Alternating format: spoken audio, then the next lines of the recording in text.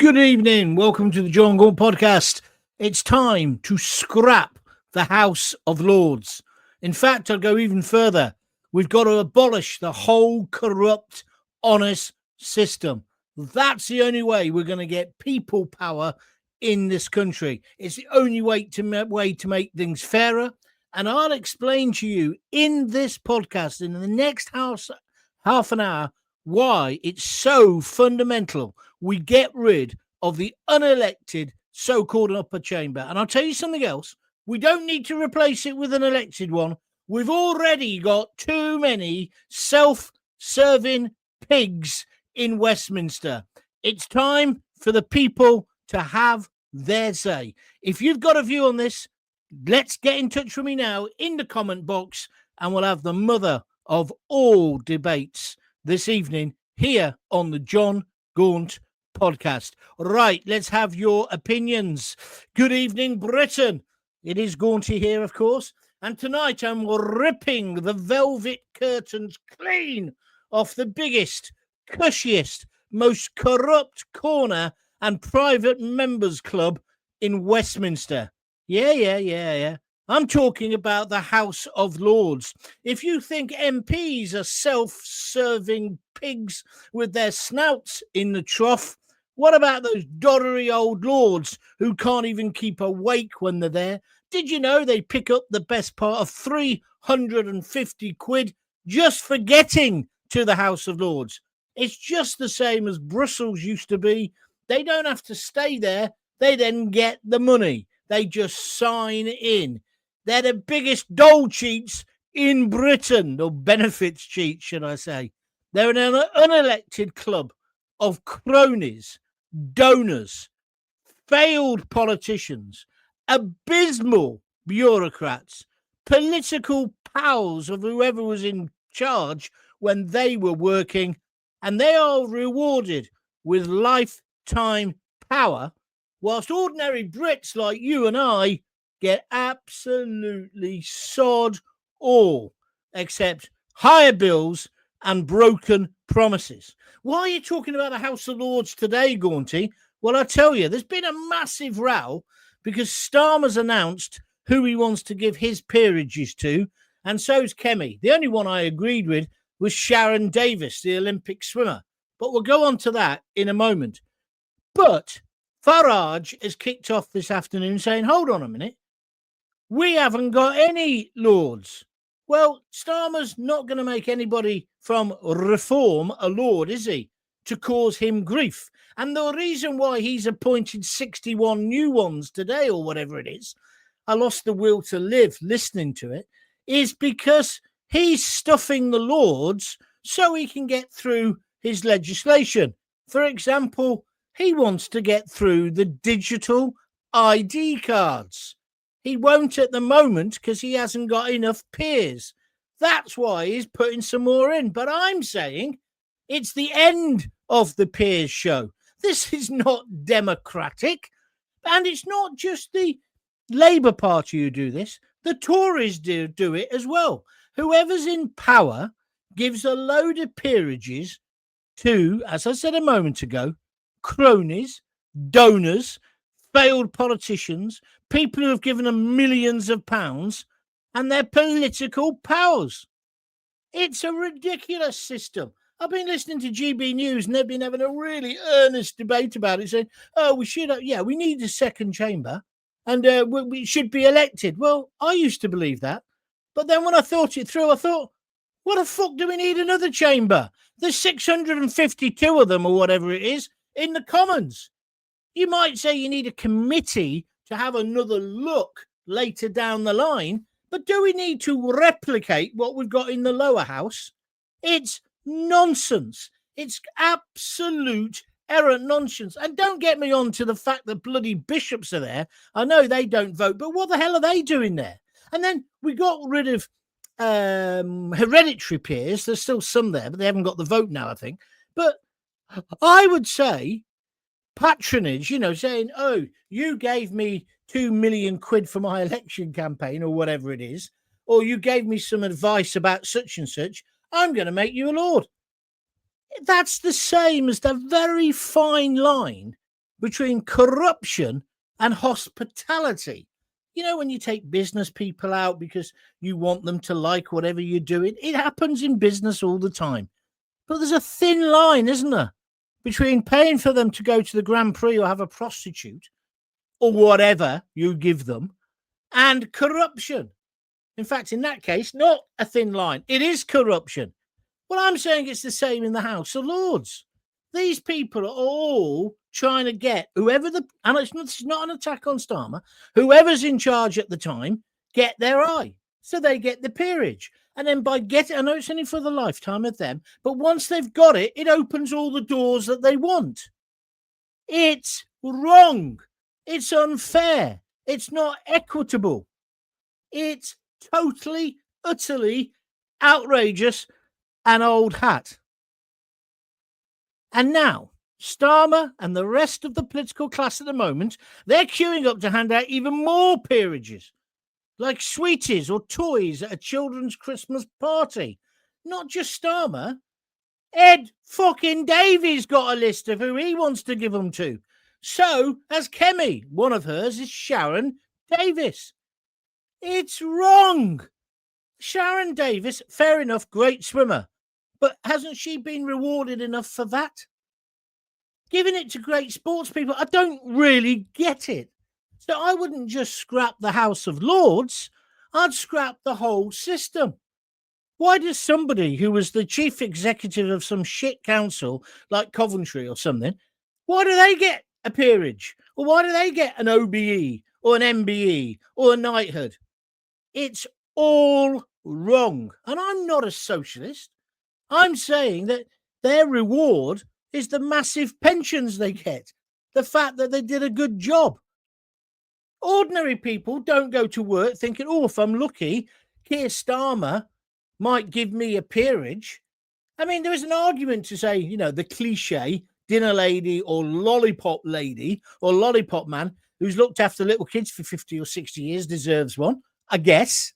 But couldn't we come up with a better system? Let's get rid of the OBEs, the MBEs, the knighthoods, the lords. Get rid of the whole bloody lot. And GB News, hang your head in shame. You're meant to be the alternative, and you're having this conversation, my old pal Martin Daubeny, about, oh, well, let's reform the second chamber.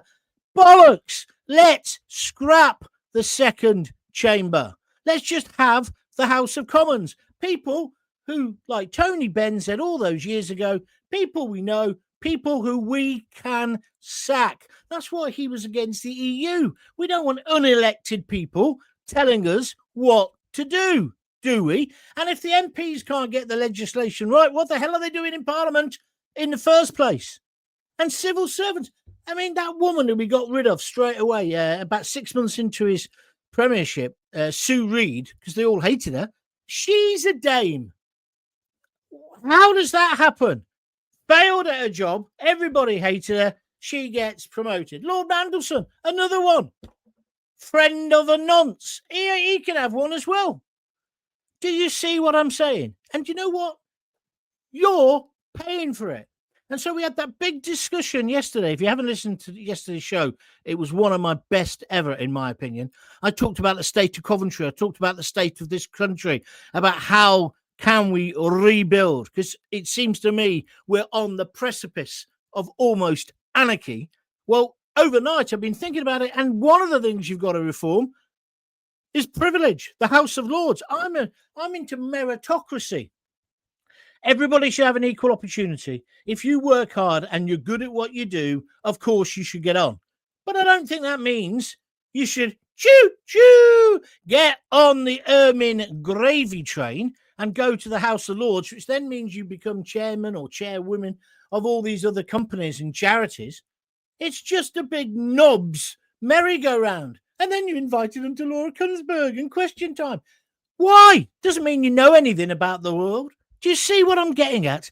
I just think the time has come to get rid of the whole bloody mess. And that does go on to the honours. Oh, and while I'm talking about honours, let's get rid of Sports Personality of the Year. Did you see that today? It's a trivial matter, but we'll talk about it at the same time. Sports Personality of the Year. First thing, is it's on the BBC. The BBC hasn't got any sport, has it? Have you seen who's nominated? It's 3 women. A woman, 2 women footballers. The goalie, who nobody had heard of until this World Cup, because everybody liked that other woman, Mary Earp or Wyatt Earp, whatever her name was. It's the one now from Warwickshire.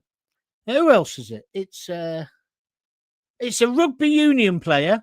No, but not a man, a woman. Yeah, rugby union for women's good, but it's not a top sport, is it? It might be in a few years' time, but it's not yet. And then on the other side, they must have thought, oh, we better put some blokes in there as well. So there's 3 blokes. The BBC presented this on the telly at lunchtime. They only mentioned the 3 women, one of which I've forgotten. So that's bad of me, but I apologise. Then they went on. Then they said, oh, and then there's 3 men, as if it was an afterthought. One of them is Littler, the darts player. Well, he is surely going to win it, isn't he? He won the junior one last year. The man is, the boy is a remarkable talent. And then the golfers included as well. Well, he's just won every tournament you can win. So surely that comes above having one good tournament for the female or rugby team or the female football team, doesn't it? Or have I got this wrong? And then the BBC, well, they don't really have any football. They don't have the golf anymore. They don't even, they have darts, one darts tournament. How they don't have the rugby, or maybe they have the women's rugby, because not the other rugby, that's on Apple or something, isn't it? You see what I'm getting at here? So, and what do they call it now? Spotify or Spotify. It's crap. It's rubbish. And it's just the way the BBC, because they're all part of this system, because don't forget, get a job in the BBC, you end up becoming a knob, if you're not one already. You get a peerage, you get all the other stuff that goes with it. The whole system is out of date, outmoded, and dare I even say it, corrupt, right? So I'm scrapping Sports Personality of the Year. Do you agree with me? If anybody can remember, who's the 3rd woman who's been nominated? I've done the blokes. Who's the 3rd woman? It's gone out of my head. It will come back in a minute. So I'm asking the questions the establishment never talks about. Even GB News. Oh, do we need a second chamber? No. Why didn't you say no? Well, if you did that, most of their guests wouldn't be on it, would they? Because they're all MPs or lords. It's a gravy train. So I'm asking the questions the establishment don't touch. Should we scrap the lords? Yes. If you want to just say yes, that's fine. Is the honours system rotten from the inside out? I say it is. There are certain jobs you get within civil service, within councils, within sports bodies. If you don't get a gong at the end of it, you think there's something wrong. Sorry, no, I'd get rid of it. Maybe we need to have medals for incredible achievement. I don't think playing rugby for women is an incredible achievement. I'm dreadfully sorry. It isn't. And no doubt I'll get shot down as a sexist. I don't think playing in goal and having one good tournament makes you Sports Personality of the Year. I don't. I think playing darts like the young boy does, that's a different issue altogether. Or being a brilliant golfer like Rory with a fantastic track record, then of course he should be nominated. It's all rubbish. And if we want to make a fairer Britain, we need to get rid of the House of Lords, knighthoods, OBEs, MBEs, and the rest of it. And if you behave yourselves, later in the programme, I'll tell you how I was offered an honour, didn't realise it, and basically turned it down by just being rude about it. I'll tell you about that later in the show. Let's see what you're saying as well tonight. If you want to make a comment, just get into the comments and I will take your views from there. Thank you very much indeed. Where should we start? Are you ready to start? Yes, let's get going. By the way, if you like my show, feel free to press the like button. You're a bit slow on that today, but if you can bash that, that helps. Not the bishop, the like button. And if you want to contribute, and I must say, people did last night after the show and towards the end of the show. That's very kind of you. Just click the $ and send me a super gift or sticker or whatever they're called. any amount of money that you want. The more the merrier. And also you can go to www.buymeacoffee.com. One person today on Buy Me a Coffee bought me 5. Todd. I want to say a big thank you to Todd. That's very kind of you. Right. If you want to do it, that's how you do it. Let's get the debate going. Greg Galvin, it's just to top up their pensions. I also don't understand why they all get a subsidised canteen and can smoke indoors. Greg, you are on my wavelength tonight, baby. Even worse is the ability to claim expenses without receipts. Well, that's the same as MPs. You're absolutely right. They have subsidised bars and cafes, which is why MPs are letting pubs, the length and breadth of the country, go to the wall. I saw that prick, Barry Gardner. He's a Labour MP. He's constantly on GB News. He's on there and he was saying, well, I think the pubs are complaining about nothing. The pubs have had it easy. The guy's never done a decent day's work in his life. The guy was involved in some kind of, and I'm putting it like this, corruption scandal with the Chinese. Bit of a takeaway, somebody said, £500,000. But he's on telly pontificating and telling pub landlords they don't deserve saving. And he said, well, pubs have changed. And he actually used this expression. I listened to it last night. He said, oh, this is Barry Gardner. He was an MP. He's not, and I don't think he's anymore Labour. He said, oh, it's because some people now, they like to get a tinny. Who, if they're not Australian and over the age of 20, uses the term tinny? They like to get a tinny and drink at home.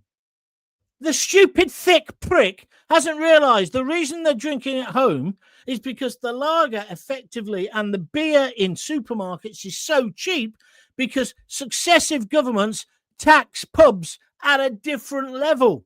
That's why pubs are dying. And it's Burks like Gardner that's the problem, because we need pubs because that's where political debate can happen. But they're letting them go to the wall. Have you seen loads of pubs now got stickers? No entry to Labour MPs, and good on them. I'm joining their campaign. Anyway, I've gone off the subject a little bit, but that's all part of it. But they don't understand. They've got subsidised bars and canteens. No closing hours. They can smoke indoors. You are absolutely correct, Greg Galvin.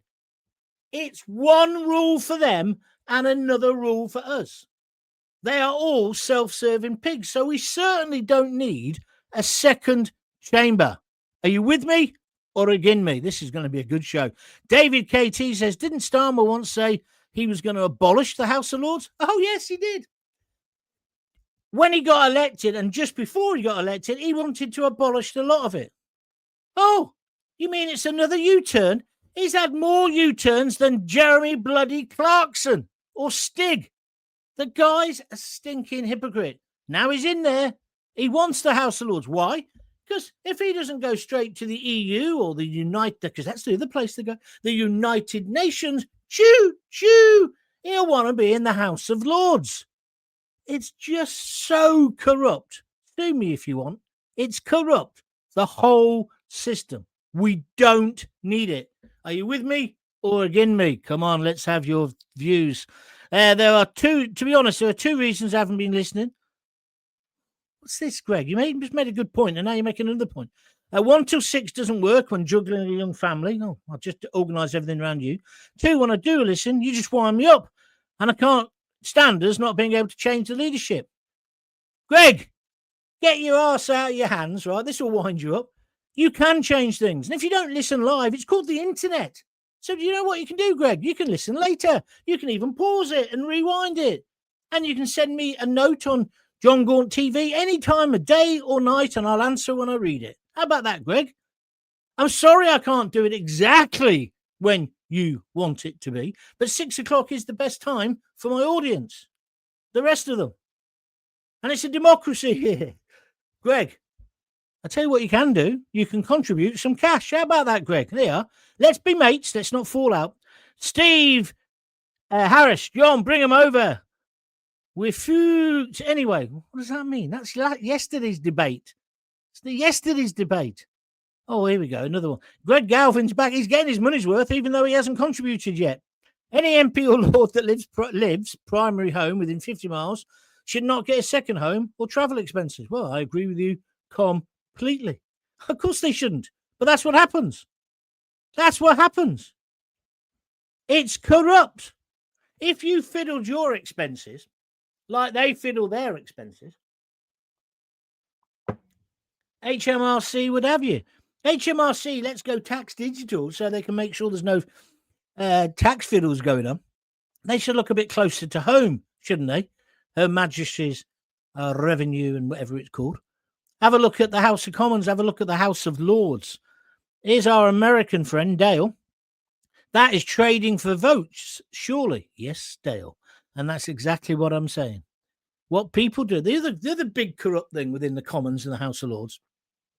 Somebody will be the Minister of Transport for about 3 minutes. And then when they leave, or they get the sack from that job because they're crap, they end up on the board of a health company or a transport company or whatever department they were in charge of. The whole thing stinks. Absolutely stinks. And they get rewarded for it. And then we're meant to bow and scrape and chug our forelocks for these idiots. I hope you realise I'm working my balls off here. It's not like everybody else says, oh, shall we have a second chamber? That'll be their debate. Everything's so binary rather than thinking outside the box. This is the debate we need to have. Den Spinks, I want to see Starmer and his Labour government come crashing down. I think most of the country would celebrate. Well, is your special talent stating the bloody obvious, Den? Of course we would. I'm with you 100%.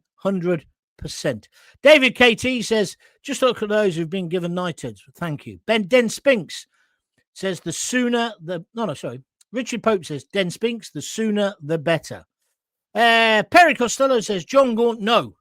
But also we should stop the Labour government seeding it with their cronies. Why do you want to keep the House of Lords, Perry? It isn't just Labour who do it. Every party does it. Nigel's moaning about it today, and I'm not having a go at him now. But when he becomes the Prime Minister, he'll do the same thing. It's wrong. It's just not necessary. We've got too much government in this country. We need flatter government, less taxation, smaller government, no taxation without representation, like the Americans say, of course. That's what we need, a flatter system. I'm surprised, Perry, you want to keep the House of Lords. JTD says scrap the monarchy. Well, of course, that has to come into the conversation. And I'm in favour of the monarchy, but I understand. And I must admit, my patience is wearing thin. Although I watch some other internet programs and all they ever talk about is Harry and Meghan. I'm not interested. Are you? I just think, God, if that's how you've got to make a living, on you go. Not for me, thank you. Not for me. It should be Sports Achievement Award, but it's not. That's why Rory has always avoided it, says Greg Galvin. Galvin, you're having a lot of goes for somebody who hasn't contributed. Hey, thank you very much indeed. Kev Phillips 02 says Gaunty is back. I am. Kevin Ralph says on YouTube 100% agree. Hugh Jenkins says, isn't there over 800 of them already? You're talking about the House of Lords. I'm not sure exactly how many there are. I think you're probably right if you take into account the bishops. One is too many. There's no need for it. Can anybody tell me why you would need it? Kevin Phillips, are you trying to be funny? What do we think of Michael Stark? Now, for those of you who know, Michael Stark's the one I called a Nazi. He was in charge of children's homes in some godforsaken dump in London. And what do I think of him? I think the guy's a prick. Anyway, there you are. Was he just being given an honour? Tell me. That'll be well deserved. Anyway, I think I may be wrong, but I think the third woman was Diane Abbott for truffle hunting. Yeah, very funny. Who is the third person who's been put up for Sports Personality of the Year? It's the woman who plays in goal, not Wyatt Earp, the other one. It's the rugby player woman who's okay at the game, but it's basically touch rugby, isn't it? Women's rugby. And then it's somebody else. And I can't... Oh, it's that footballer. It's Chloe, whatever her name is, who does the little skip. Well, yeah, it was great when she scored that penalty and everyone was dead chuffed. But sports personality compared to Rory, compared to, is it Luke? Is that his name, the darts player? I think not. I think not. What's the betting that it's a diversity win then? And what's the betting it's one of the women? They said, oh, she's the world's best goalkeeper. the girl, the woman who's up for that, the world's best goalkeeper. It's like I was watching telly once and they said, oh, yeah, and to a little kid, yeah, and we've got an top England international, something like the most capped international. This little kid's really excited, this little boy, thinking, oh, it's Wayne Rooney, it's Gary Lineker. It was some woman. It's like, no. Just on that subject, have they dropped the female summarisers on the men's games now? Or are they still doing it? Don't get me wrong. I think Gabby, you're brilliant. I think, what's her name? Claire Borden. She's a great presenter. I think Laura, whatever her name is, on TalkSport, who's now on ITV. Great. As presenters, fine. But you cannot have somebody who's played women's football talking about men's football at the top level. You can't. I know Ian Wright will fall out with me for that, but that woman who's just gone mad at Joey Barton, he's a prick anyway. But there was some kind of validity in what he said, isn't there? Or are we just not allowed to say these things? Don't forget, later in the show, I'm going to tell you how I was offered an honour and turned it down like an idiot. Hannah Hampton. There we are. Chloe Kelly, or Cole Kelly, as you've written it. Ellie Kidden. She's a fucking household name, isn't she? She's the rugby player. Rory McIlroy. Oh, Lando Norris. She's another one. How can Lando Norris, good luck to him, did brilliantly, loved it at the weekend, but how can he be nominated for Sports Personality of the Year? He's only just won something. And when it comes to personality, my desk has got more personality. He's got a lovely smile, and I wish him well. And I think it's brilliant that we've got another British champion. All the rest of it, fantastic. But he ain't a personality, is he? He isn't. Luke Littler, they all deserve to be. Oh, hang on. Let me finish this. Hannah Hampton, Cole Kelly, Chloe Kelly, Ellie Cadoon, Rory McIlroy, Lando Norris, Luke Littler, all deserve to be on the list. Oh, this is from Graham Fletcher. He's a right lefty. He always takes the opposite view. You think all of them are personalities, do you? They've all done enough in sport and they're all on an equal basis. You an idiot. Now, then he says, Chloe Kelly scored the winning penalty. Yes, in a women's final. She did brilliantly. We love her. But no. Starmer is rotten to the core. He couldn't organise a pee-up in a brewery, but he's getting his own way to dictatorship. We need an election now. Yeah, but you see, the point you're missing, Ronnie, even if we had an election, the government would get in. They're all the same. They're part of the same class. That's what I'm kind of saying about the House of Lords. We have to change the system. We don't need the House of Lords. Just like I don't think we need... In Warwick, where I used to live, there's Warwick Town Council, there's Warwick District Council, there's Warwickshire County Council. What's the point? Why do we need all those bloody councils? Why can't just one council sort it? It's a bit like the BBC. When you go to a football game, right? And I know this is true. There'll be the local radio commentators there, and they're usually brilliant. In Coventry, they are fantastic. A guy called Robert Gurney, very good, with Oggy, the ex-goalie for the City. But then there's the same commentating team from, say, well, who were we playing the other night? Who did we play the other night when we should have won and we got robbed? I can't remember. But anyway, their local radio station there. Then Radio 5 Dead's there. And sometimes you got somebody from national radio, proper national radio, not Radio Youth Club. It's rubbish. Why do the BBC do this? Have you seen it on regional news? You go to the regional, there's been a dreadful murder. Let's go to so-and-so. And they go to a national correspondent. And then in the local news, they go to a local. Why can't the same person do both reports? I'll tell you why. Because they're living off the fat of the land. And it's the same with the Lords, the House of Lords and councils. And anybody who thinks, oh, yeah, we need all these councils. No, we don't. Let's have democratically elected mayors, which, of course, Starmer doesn't want us to have. Starmer's cancelling elections. He wants less accountability. It's disgusting. And it is leading us to a dictatorship. That part of what you've said, Ronnie, is absolutely correct. Suzanne Jones says he promised he'd abolish the House of Lords. Another manifesto lie. Yes, you are correct. He lies for Britain. Well, he actually lies for the EU, if we're being honest. Anyway, thank you very much for that. Ellie Kaduna, here we go. Our resident liberal, wet liberal flannel, Graham Fletcher, says Ellie Cadoon, captain of England's rugby team, is a brilliant player. Well, maybe she is at women's rugby. In fact, they're all very good at what they do. Yeah. But is she a personality? Is she a world superstar? If that's what that competition's meant to be for, which is why I say Lando Norris shouldn't be nominated this year. Luke Littler, you can't deny the kid is a genius at his sport. Revolutionized darts.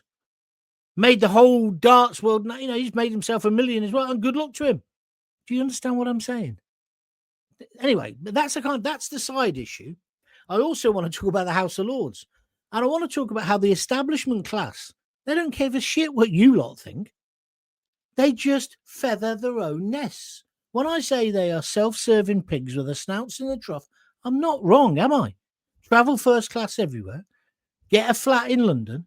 Get themselves a little rent boy or whatever whatever.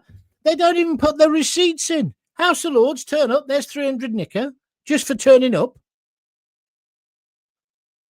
Mental. And we put up with it. We tolerate it. Meanwhile, we've got a cost of living crisis at the moment. And if the House of Lords went, would it make any difference? Well, of course it wouldn't. Of course it wouldn't. Well, we need a second chamber. No, we don't. Right. Anybody going to contribute some money tonight? Am I just here working for nothing?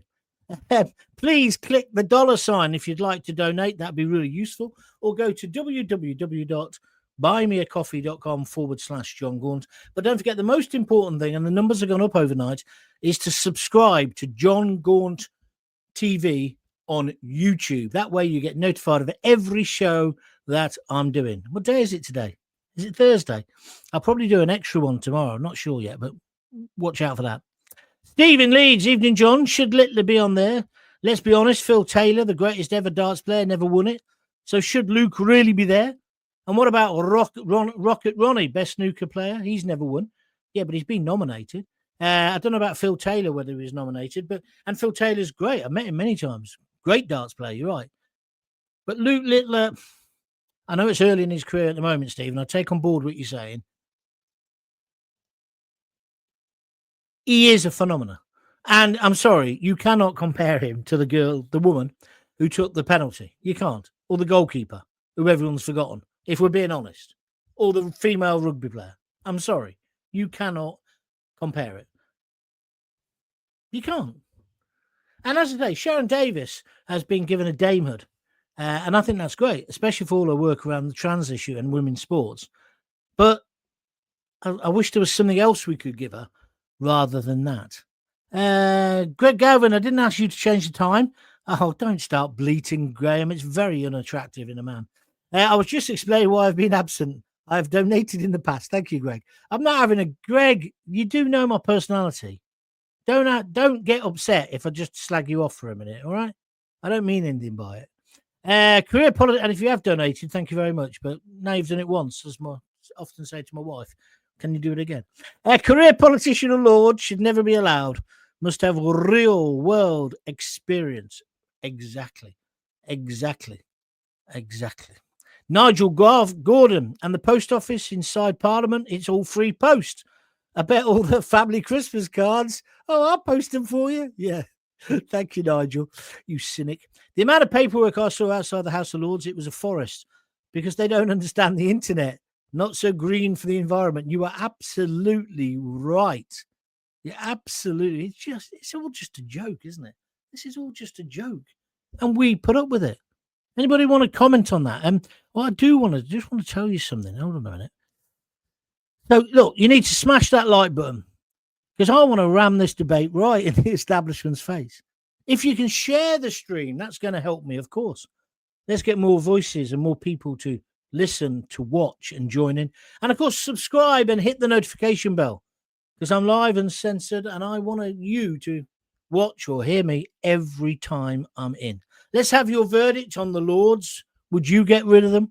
And then just for the side issue, for a bit of fun, we're talking about the BBC Sports Personality of the Year. I would scrap the programme completely, but at the moment, I saw the nominations today. I laughed my duck off. But it's the House of Lords, unelected, unaccountable, stuffed full of cronies, donors, and absolute political failures. They get rewarded with a lifetime of power. Starmer and the establishment are handing out even more peerages, and of course, they're not playing fair. You might want to talk about this. They don't give anyone who supports reform a peerage. Why? Because they don't want reform to have any power. Tough titty, because reform are going to be the next government. But there we are. Where are we? Jim Garfield. John, do you remember when Lord Janner was due to attend court? It was argued he was too ill and he had dementia. It was found he'd continued to vote 203 times after this diagnosis and collected all those pounds. You're right, Jim. He was a disgusting person. That whole incident. What's that, Skippy? All of that. Just terrible. Just terrible. Although we had a bit of a laugh at it, didn't we? There we are. Greg Galvin. I've upset him, so I'm going to read out some of his things. Anyone who works the council gets way too much annual leave. Well, I won't argue with that on that one. And Graham Fletcher, our resident lefty, says, I'm not a lefty, and I'm in. And that's it. He says, I'm no a lefty and in not an idiot. I recognise good players, sports players.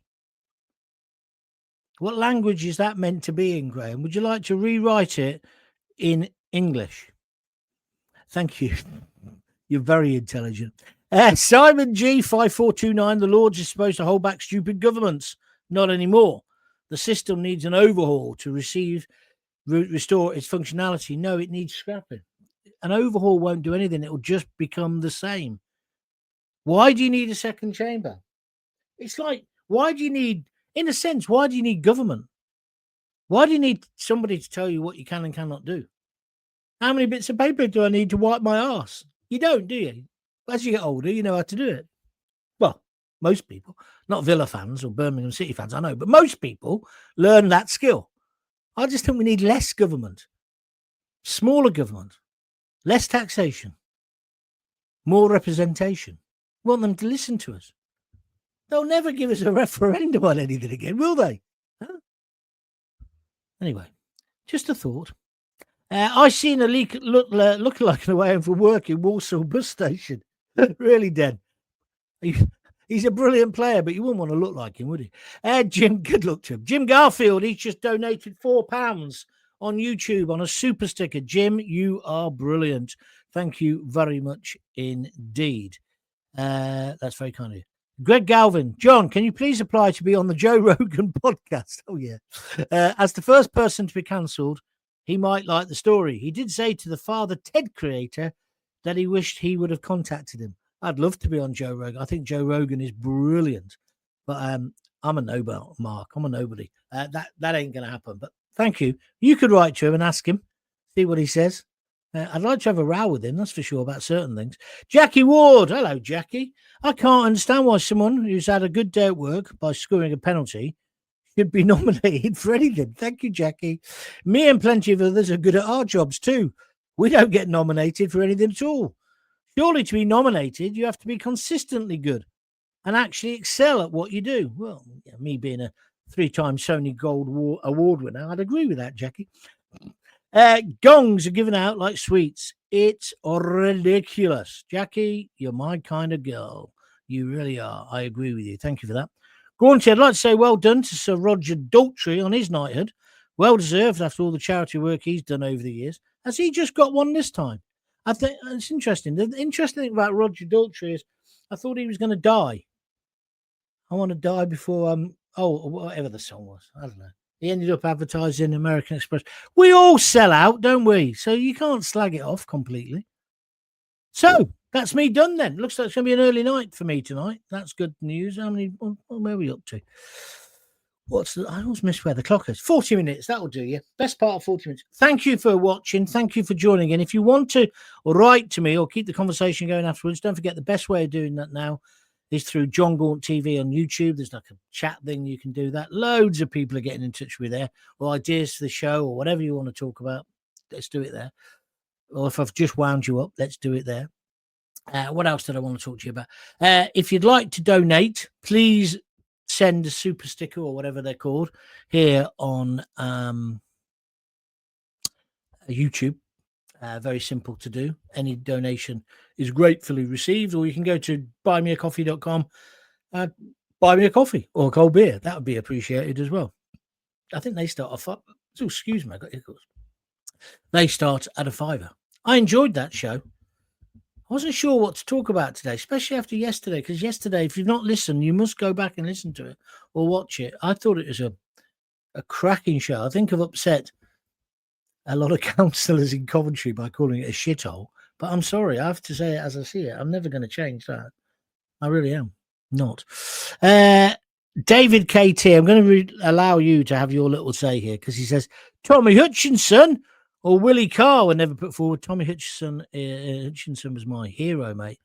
But he don't deserve a medal. Oh, Stephen Lee says, don't forget your story about turning your ward down, Gaunty, unless I missed it. No, I haven't said it. I'll say it now. Sorry. Jackie Ward just sent me my 3 red hearts. So that means I know I can go. So you want to know, do you, Steve? Well, I used to be on the radio in Luton, and I was there for 5.5, 6 years. I loved it. It was some of the best radio I've ever created. But one of the things was there was a children's hospice being built. And I'm on air one morning, and one of our reporters, we had a phone call, I think, and they said, oh, all the windows in the hospice have been smashed. They had these purpose-built windows. Cost a fortune. So the idea was when the kids, life-limited kids moved into hospice, they could look through the windows, but nobody could look in. I don't know how it works, but anyway. And some yobbos, it was in the final fit-up for the hospice, they wrecked the windows. So I sent a reporter out there, it was Toby or somebody, and he reported back in saying it was terrible, absolutely shocking. And he says they're all smashed. And I lost it. I completely lost it.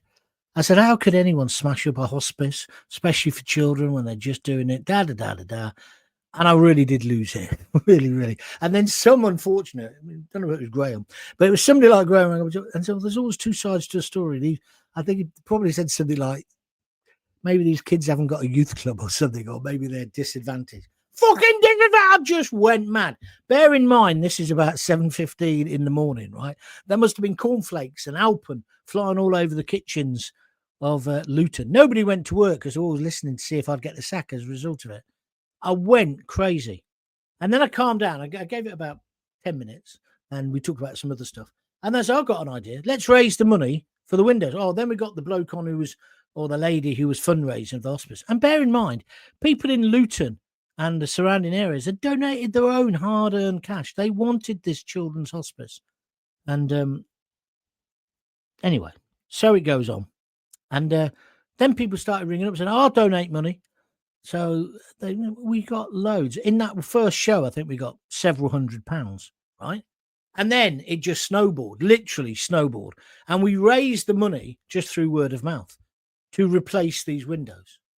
And I must admit, I thought I was going to get the sack, but I'll give the boss his due. The first thing he ever got right, I don't think he got anything right afterwards. He said, John, that was magic. He said it was totally unprofessional, totally yobbish, totally wrong, but just fucking brilliant radio. I said, that's just what I felt. I was so angry. How could anyone do anything to children, or especially children like that? Anyway, as it turned out, then a local businessman, a guy called Dennis Keach, which if you live in the Luton area, you'll know who he is. He was a massive industrialist around there and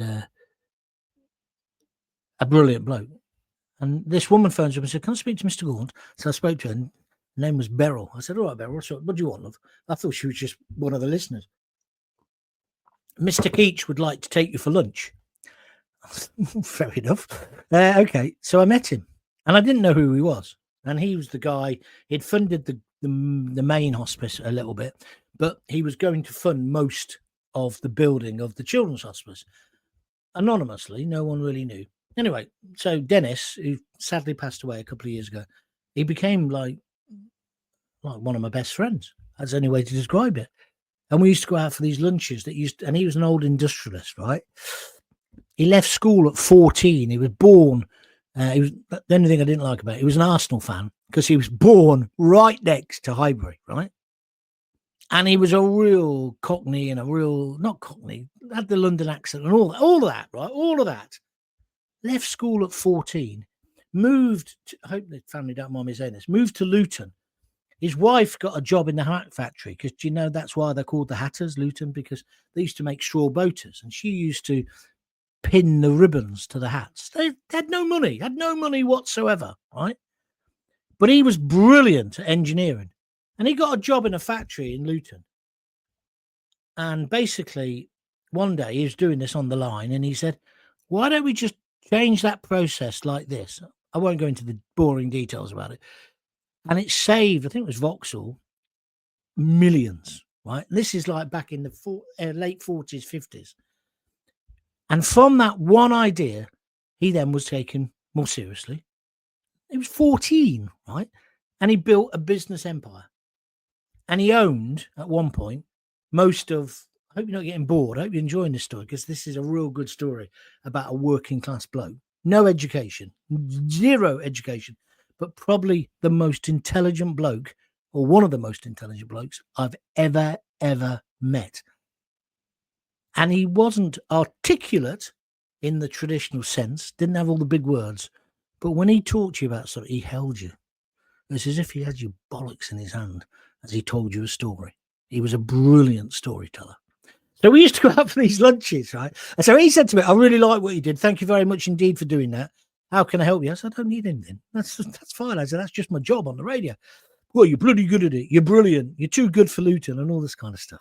And I said, thank you, Dennis. So we used to go to these posh restaurants, right?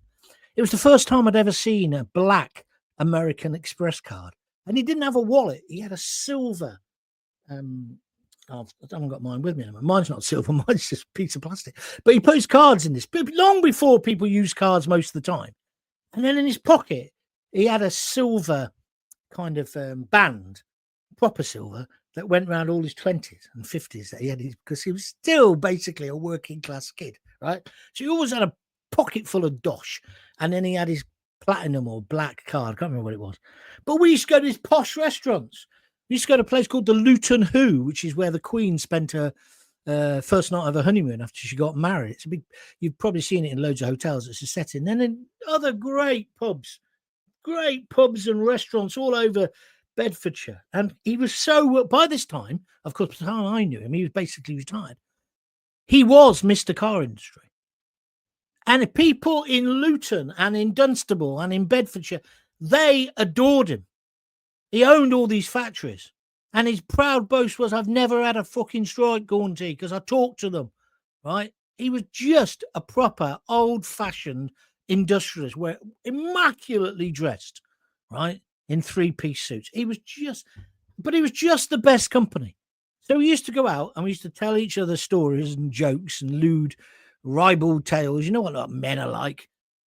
I don't think we're allowed to be like this anymore. Yeah, men. He was a man, and he was a man's man. Charming with women as well, but just a man, right? And he was, I suppose, the archetypal rough diamond. I loved him. I loved him to bits. And then I must have known him 20 odd years because this was very early in my career. And yeah, as I say, tragically, he collapsed at the Luton Who. That's where he died. This place where we used to go for these lunches. And he introduced me to proper wine and great food. He educated me on lots of things like that. He was just great.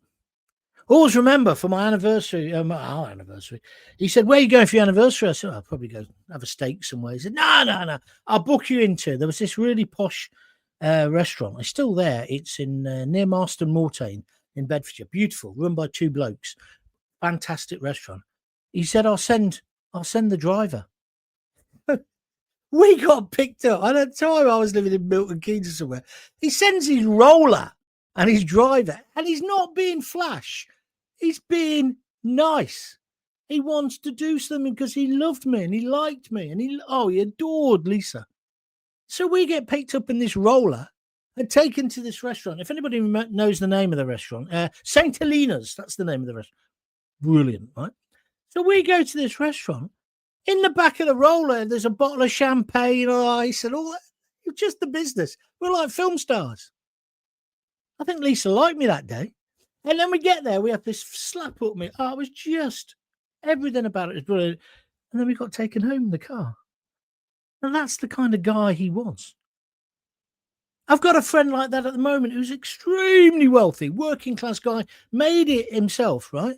And he's another one. He's got all the trappings, but he doesn't brag about it. It's hard to explain to people if you've never come across it. Anyway, so where was I up to? So Dennis, so that's something that happened. So, and Dennis had another mate who I can't name this guy for obvious reasons. You'll find out in a minute. But this guy had a position within the county when really Dennis should have had that position. Dennis, you're talking about honours. This is what the honours system, I really fucking hate it about it.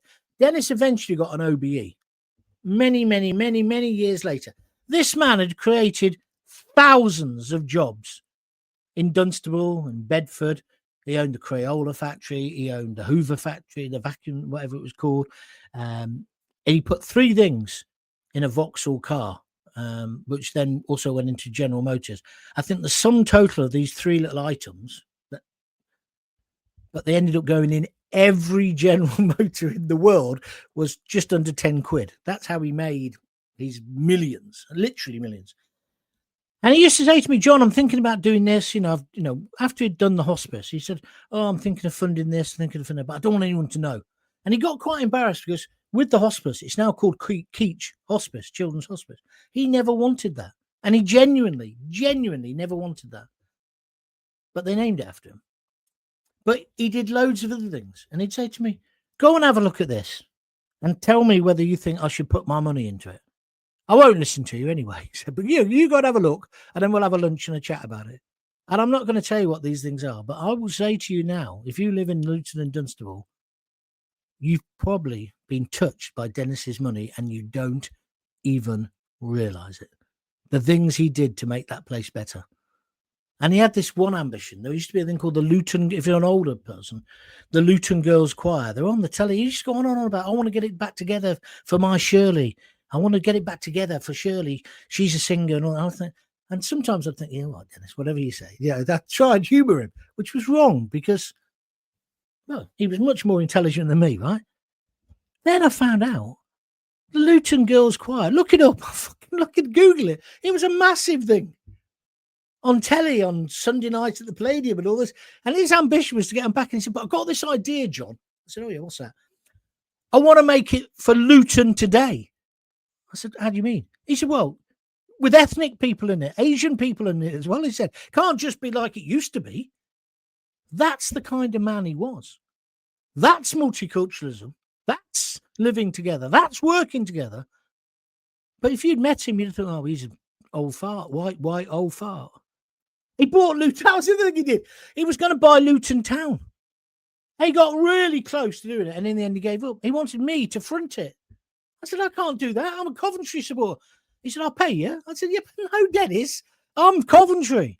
But I used to go to loads of Luton games with him. Nick Owen. We used to go in the Nick Owen suite. It's a porter cabin. Or the director's box, which was just a slightly bigger porter cabin. The Eric Morecambe suite. He was just this magic man. And I really wish I could tell you all the other things he funded. But, confidence. It comes down to, I got to trust. Anyway, so I used to go and look at things for him. And there were some great things. And I still see things happening in Luton and Bedfordshire, and I think, that's Dennis's money. I still think it's going on. Anyway, so he should have got knighted, and he never did.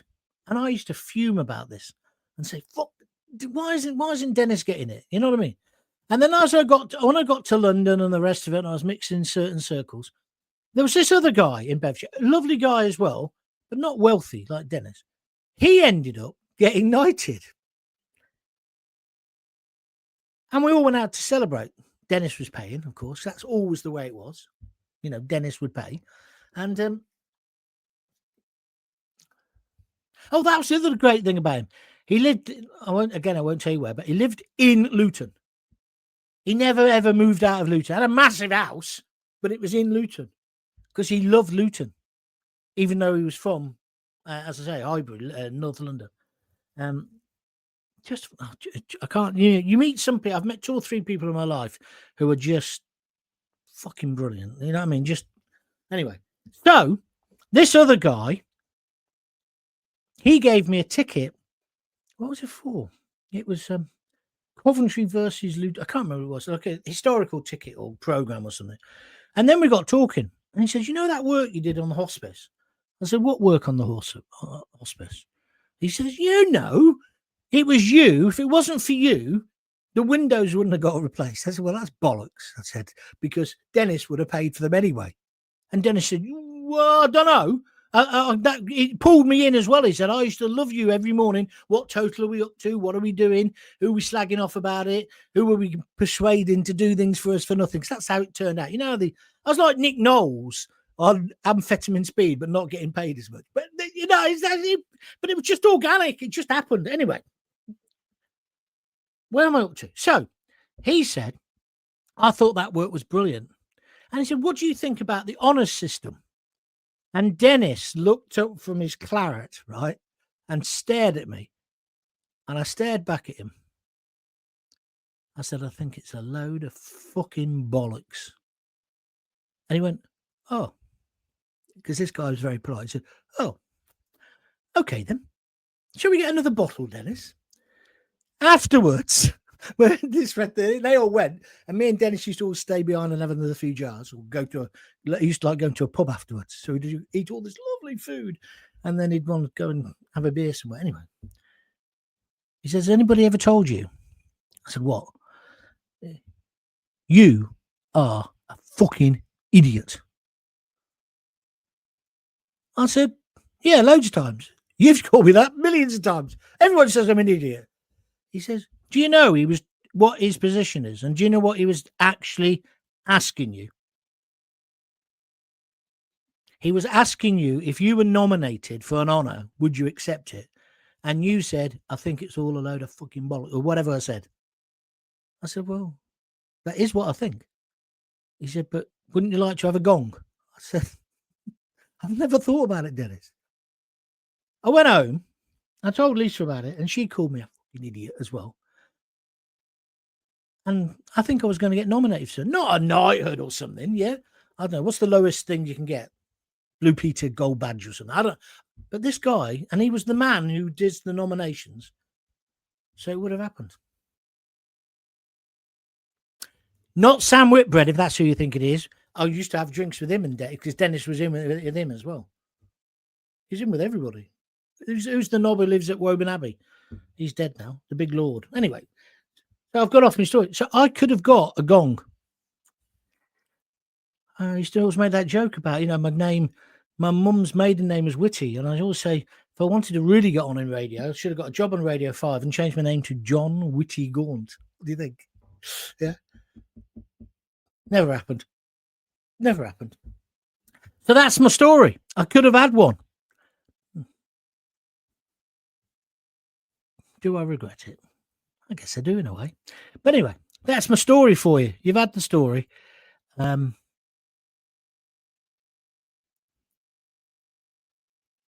Dennis Keach, he's one of those men in life who you meet.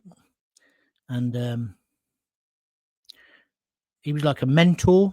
He knew nothing about radio. Apart from he listened to it. He'd listened for years and to different sorts of radio. But he was just inspirational. And basically said, whoever you are, from wherever you are, you can get on. As long as you got a pair of bollocks. He said, you got a pair of bollocks. He didn't mean be a man. He meant know what you want and then go for it.